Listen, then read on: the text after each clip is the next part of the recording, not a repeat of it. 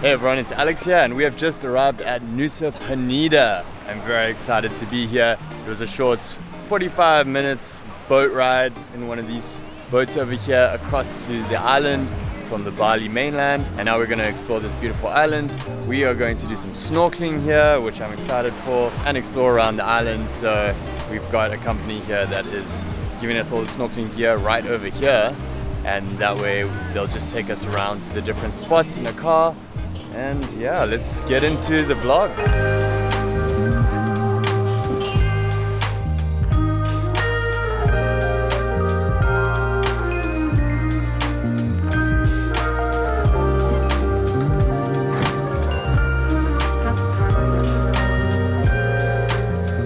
Ready?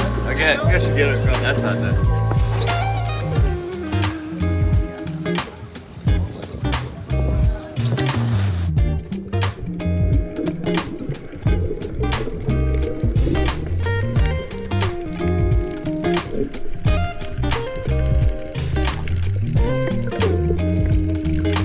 Okay, we just snorkeled at the first spot, which was Manta Bay, and I saw a manta, which was really cool. I think there was one manta and all the different boats all dropped their people off right by the manta, so there were like 50 people swimming after the manta ray, and you had to swim pretty fast, but I managed to swim along with it. Probably about 1 to 2 meters big, quite impressive size. And now we're here at the second spot, which I think is called Crystal Bay. You can see the water there is really clear and blue.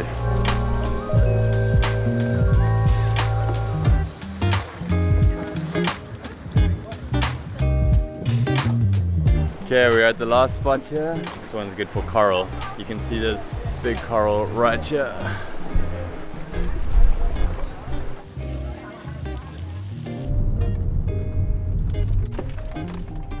Okay, got here to Nusa Penida, to Kelingking, which is the famous spot here. Look at that. It is pretty beautiful. I mean, I can see why it's become so popular. Turquoise waters. I believe you can hike down, but we're not going to do that because we're short on time, and also it looks like a crazy hike. He's like, I want myself a tuna.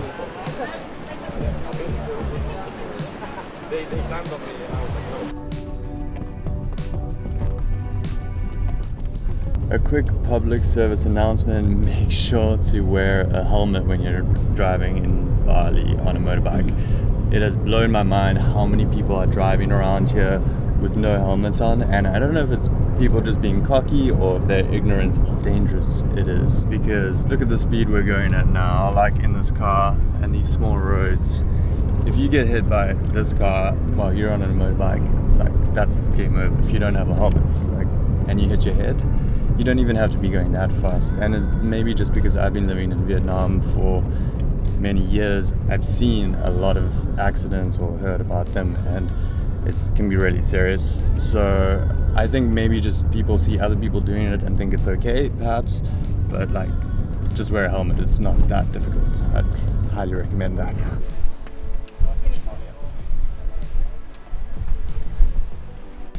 Okay, we're here now at Billabong. I think it's called Angel's Billabong or something like that. And there's this famous spot here where there's some videos of people wiping out because a wave comes.